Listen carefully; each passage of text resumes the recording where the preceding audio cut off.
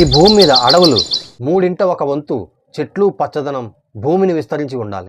కానీ మన దేశ భౌగోళిక విస్తీర్ణంలో 27.71% మాత్రమే అడవులు విస్తరించి ఉన్నాయి.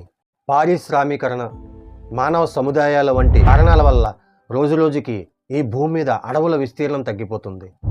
ప్రపంచవ్యాప్తంగా ప్రతి ఏటా 1,30,000 హెక్టార్ల అడవులు అంతరించిపోతున్నాయని ఫుడ్ అండ్ అగ్రికల్చర్ ఆర్గనైజేషన్ సంస్థ వెల్లడించింది.